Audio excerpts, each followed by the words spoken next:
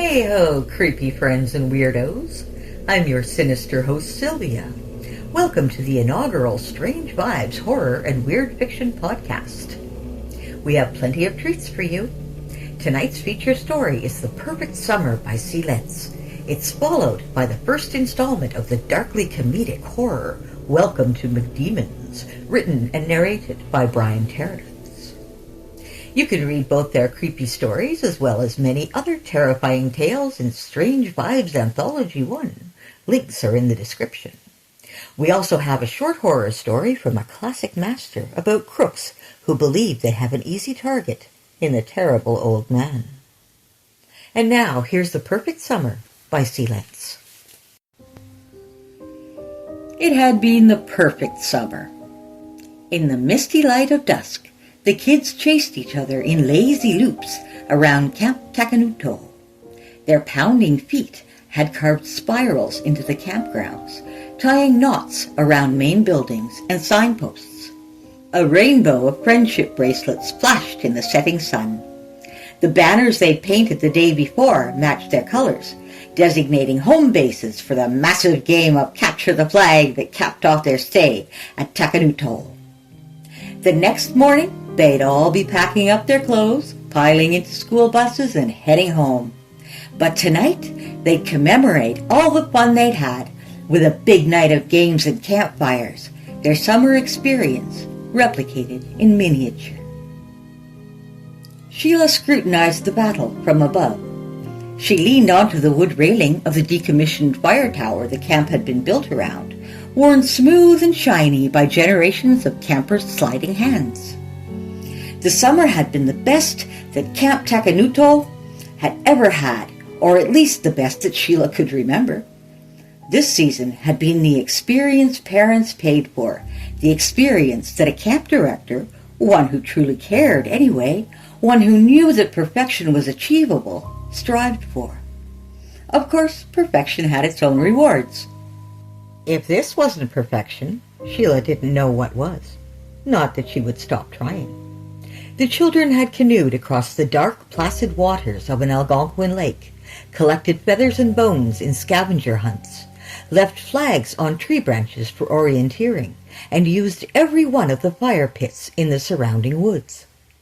Now, fluttering colors and fresh ash marked the glyph across the land. Although, perhaps not everything was perfect. From her perch in the fire tower, Sheila watched Jeremy Lang, one of the younger campers, as he crouched on the sidelines, intensely focused on gouging a small hole in the ground with a stick. He squinted to peer at his handiwork in the dimming light. His red friendship bracelet marked him as Team Lynx.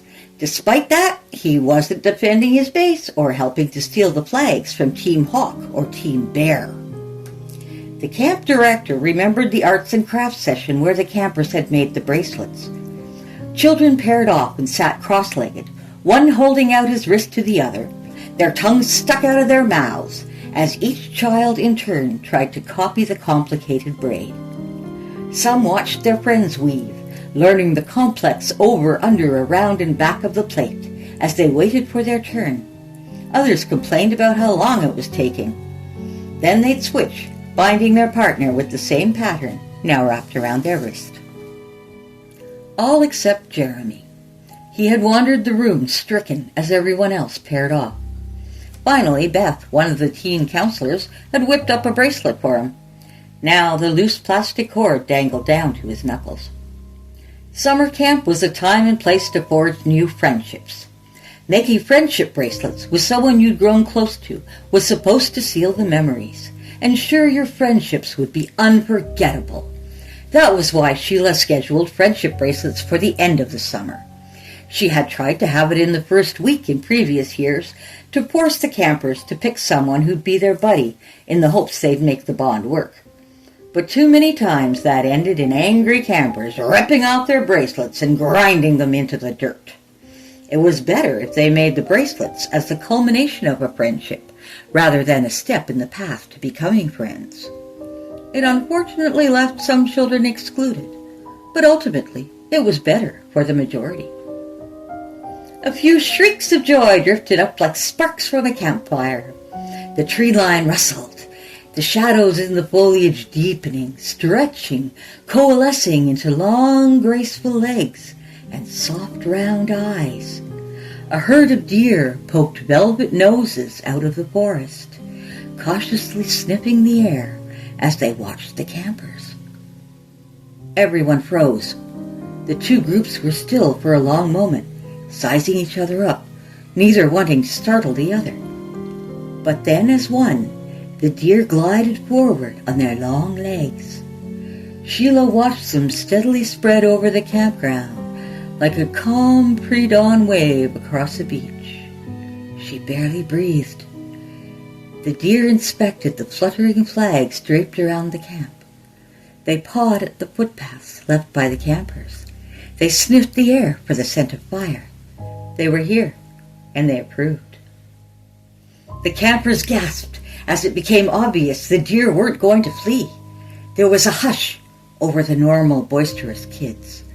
They began to approach the creatures step by step, reaching out hands to stroke the spotted flanks. The deer bowed their heads, and so did the campers, instinctively matching the creatures' postures, foreheads meeting the soft fur between the antlers. The teenage counselors had explained what to do if you stumble into any one of the wild animals in the woods around Takanato. Maintain eye contact and act aggressively if you see a wolf. Wave your arms above your head and make a lot of noise if you encounter a black bear. They didn't mention deer, because they didn't really pose a threat.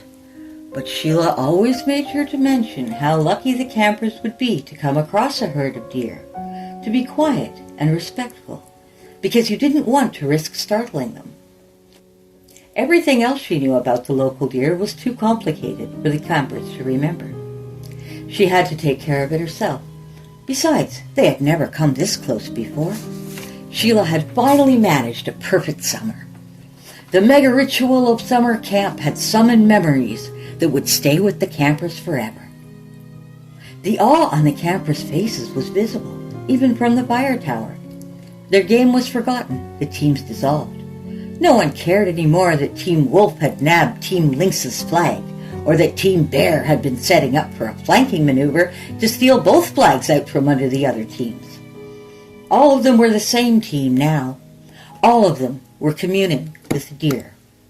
All of the campers were having the best summers of their lives, just like their parents wanted for them, just like Sheila wanted for them. All except one. Jeremy watched the deer spread through the campgrounds with a pensive frown. He had stood, but hadn't made a move to join his fellow campers. He was still separate, alone, excluding himself. Sheila couldn't understand it. Camp Takanato gave the kids so many opportunities to make friends, to play games, to join teams, to have fun. But some children simply refused. She shook her head. Magic was right in front of Jeremy, and he didn't participate. He was like the last stubborn log refusing to catch fire. He just stood there, picking idly at his friendship bracelet. Sheila's eyes went wide. She opened her mouth to call for a counselor, but her voice caught in her throat. The deer, she couldn't startle them. She took off down the fire tower stairs, watching the scene flash between the wood scaffolding as she spiraled downward. One of the deer had noticed Jeremy. It split off from the herd, mirroring the camper. Its head ducked down. Its ears twitched. Jeremy still watched and stared. Sheila reached the ground, just as the deer got within arm's reach. Jeremy had the same stance he always did when talking to other campers. His shoulders were hunched, his constantly blinking eyes glued to his encroacher. His chest seemed like it was shrinking away even as his body froze, his posture an arrow pointing to anywhere but here. Except his hand. His hand still plucked at the friendship bracelet. A strand came free.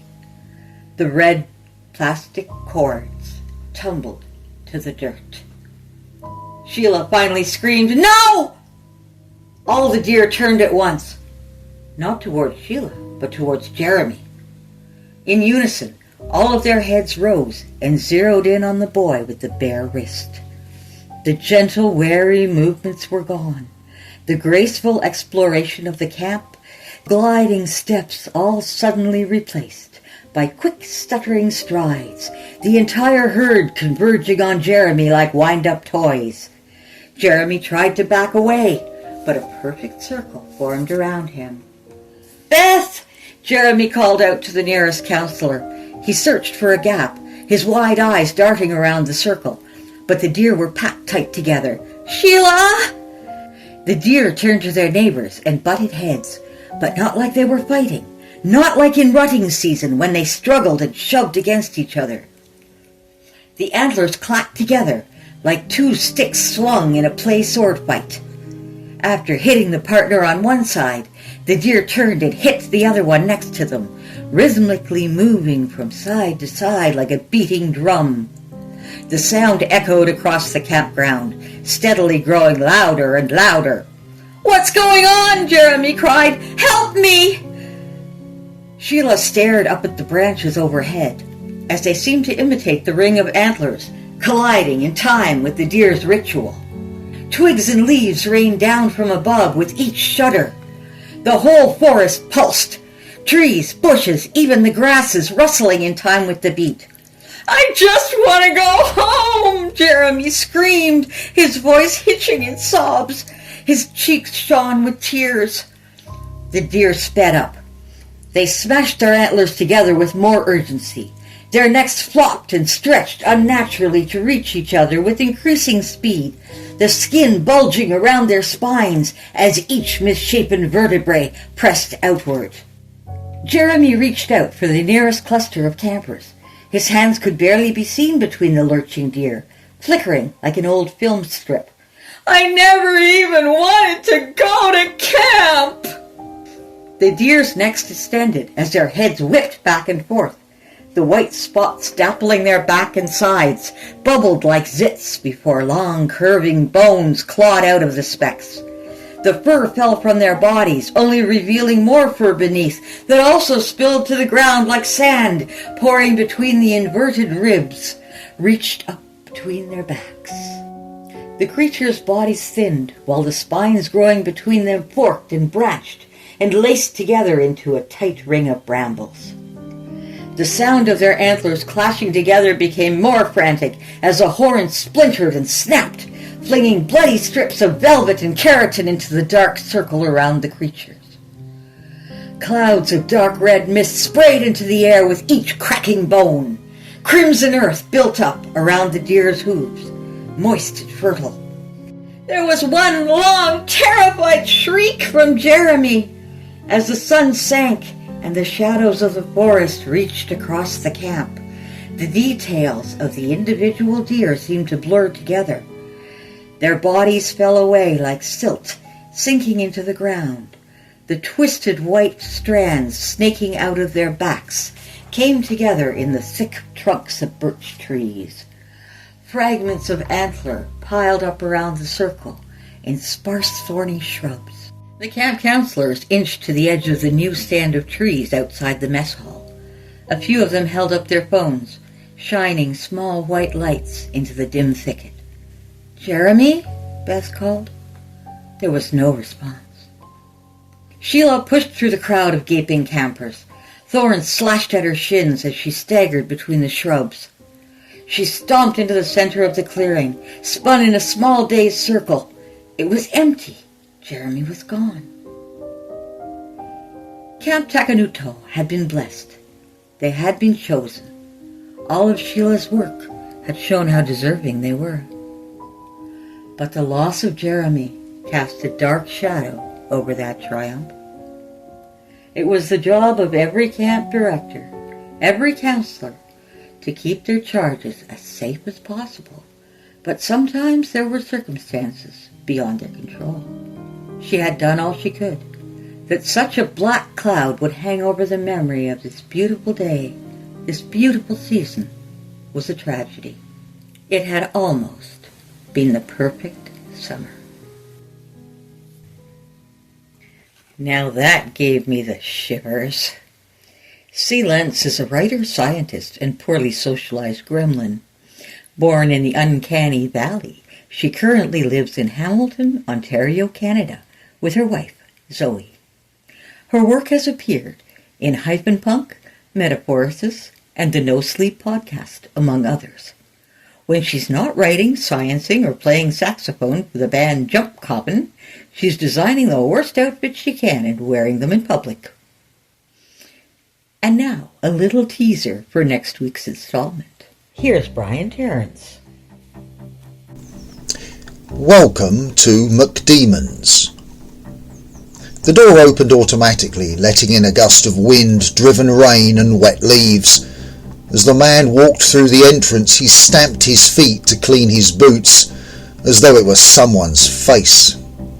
He approached the closest panel, his footsteps heavy and becoming unsteady. His finger jabbed the touchscreen harder than he needed to, causing the machine to wobble slightly. It became clear that something was wrong, and his already purple, blotched face took on an even more unhealthy pallor. Again he tried to place an order, now pressing the touchscreen so far the whole unit moved under his irritated pokes. He withdrew his wallet and selected a card. There was a lot of cash, but he had to pay using the card. The damned machine didn't take cash. Once there had been a picture of his wife and kids in his wallet, but now the only woman whose picture found her way into his wallet was the Queen, and he had plenty of those. Working for Dave was a lucrative little earner. Sometimes people annoyed Dave by not paying him what they owed. Then it was his job to persuade them. The most recent case, which he'd just left, had been a single young mum. She'd borrowed some money from Dave for a new washing machine. The bitch grizzled about needing to wash the kids' clothes for school. She said she needed more time. He'd offered her some flexibility if she did something for him. She'd reluctantly agreed, but when the slut was on her knees in front of him, he couldn't get hard. Shit. He felt so humiliated. So he'd taken the TV anyway and got a couple of $100 for it. Dave would be pleased and would recompense him for his inconvenience most generously. The card reader made an odd beep and spat out another almost blank piece of paper with nothing but zeros written on it. He'd snatched it from the dispenser and clutched it in his fist like it was one of Dave's debtors. His wife had left him after the kids grew up. She didn't want to deal with his drinking and the consequential beatings anymore. He didn't need her. He had enough money to pay for a woman any time he wanted one. Taking both the blank slips from the machine over to the counter, he slammed them down with the flat of his hand, partly to steady himself as he was feeling slightly dizzy, and also he liked the thought of intimidating the young woman who was standing there. But to his further annoyance, she didn't even twitch. She just looked him up and down, starting at his feet and working her way up and then back down again, looking as though he was something unpleasant that had come in on the sole of her shoe. "The machine isn't bloody working," he grumbled, not shouting. He couldn't. He was having trouble getting his breath. The air was too warm. There was a distinct burning smell, not the pleasant aroma of cooking, but the nasty tang of charred flesh. His vision started to dim. There was darkness around the edges. "What appears to be the problem?" The young woman looked bored. She was thin, although not quite skeletal. She must have an amazing metabolism to stay this thin working at a burger joint. He wasn't impressed with her being too skinny. He liked them with bigger tits, although she was certainly young enough for his taste. She somehow looked like she was permanently hungry, like she never had quite enough to satisfy her. She looked ravenous. But a momentary mental image of what she liked to eat made even him flinch. He shook himself to clear away the thought. The tightness in his chest was increasing. "The fucking machine's busted. It won't take my damned payment. It just keeps spitting out these blank slips with only zeros printed on them. I want to place an order now. I'm in a rush. His face had started to grow a mottled grey and he felt a tingling in his left arm. Oh, I see, she said, leaning forward to examine the crumpled slips. The reason is simple. The number 0 is how many seconds you have left to live. And the machine didn't think it was fair to take your money, as you'll be dead before you even have a chance to eat it.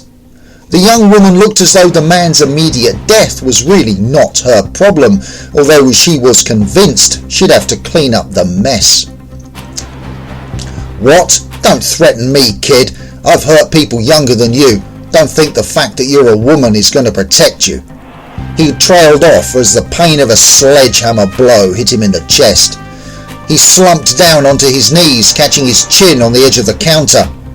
But the pain in his chest was so intense he didn't even feel it. He reached out for the counter, clutching for something, anything, to stop the pain, and then with a final gurgling death rattle, crashed his face into the floor, breaking his nose and several teeth in the process. Yes, I know you're quite happy to hurt women. The young lady behind the counter leaned over and glared down at his corpse. Fortunately, there was no blood. Find out what happens in our next podcast. Finally, to lull you off to sleep in Nightmare Land, is a story by one of our favorite classic authors. The Terrible Old Man by HP Lovecraft. It was the design of Angelo Ricci and Joe Channick and Manuel Silva to call on the terrible old man. This old man dwells all alone in a very ancient house on Water Street near the sea, and is reputed to be both exceedingly rich and exceedingly feeble, which forms a situation very attractive to men of the profession of Messieurs Ricci, Channick, and Silva, for that profession was nothing less dignified than robbery. The inhabitants of Kingsport say and think many things about the terrible old man, which generally keep him safe from the attention of gentlemen like Mr. Ricci and colleagues, despite the almost certain fact he hides a fortune of indefinite magnitude somewhere about his musty and venerable abode. He is, in truth, a very strange person, believed to have been a captain of East India clipper ships in his day. So old, no one can remember when he was young, and so taciturn that few know his real name.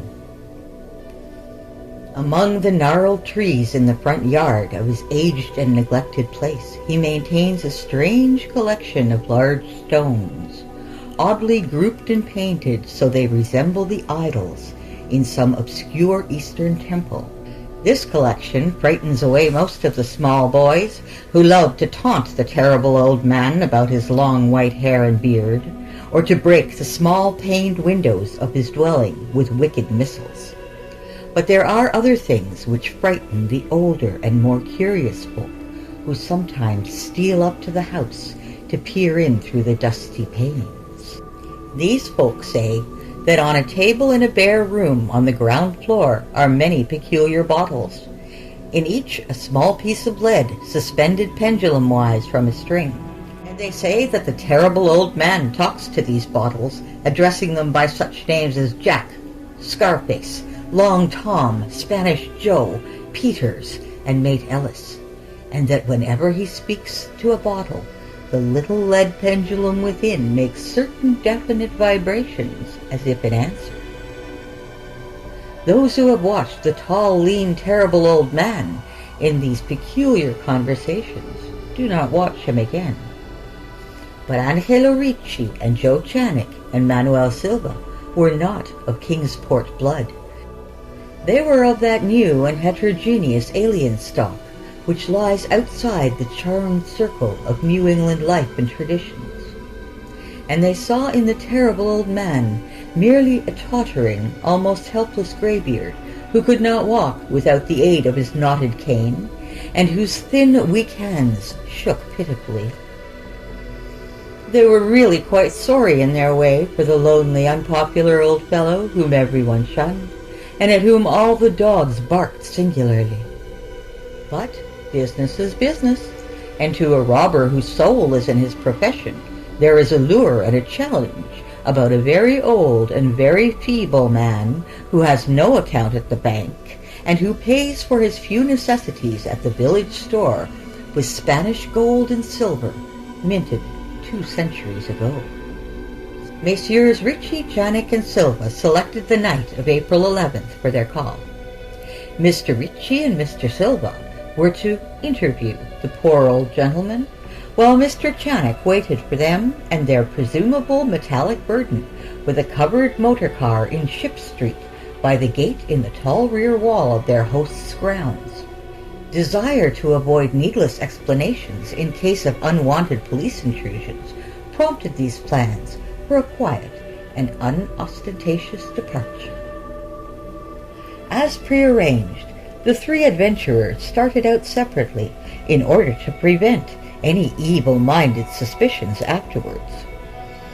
Messrs. Ritchie and Silva met in Water Street by the old man's front gate, and although they did not like the way the moon shone down upon the painted stones through the budding branches of the gnarled trees, they had more important things to think about than mere idle superstition.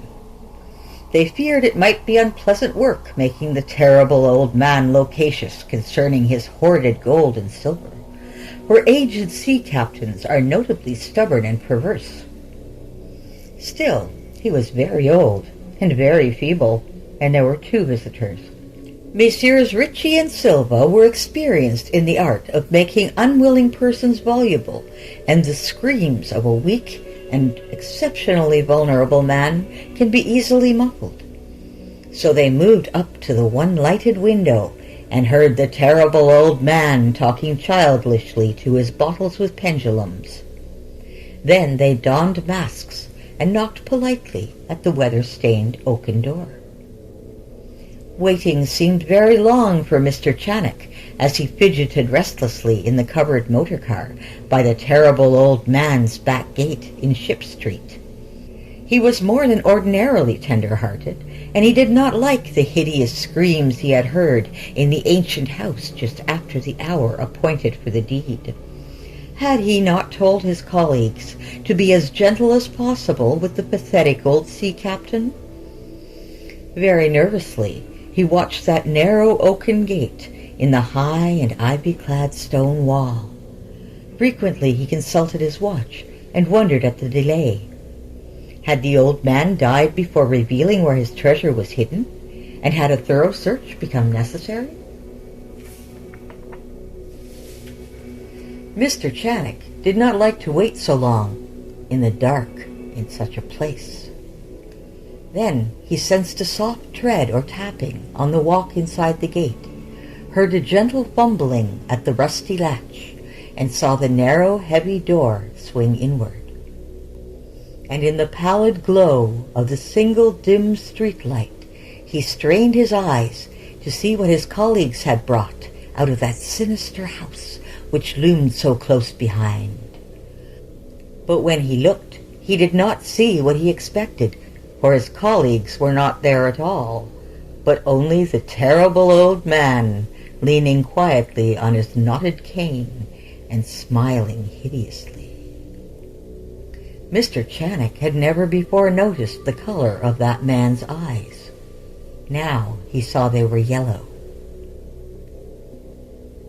Little things make considerable excitement in little towns, which is the reason that Kingsport people talked all that spring and summer about the 3 unidentifiable bodies, horribly slashed as with many cutlasses, and horribly mangled as by the tread of many cruel boot heels, which the tide washed in.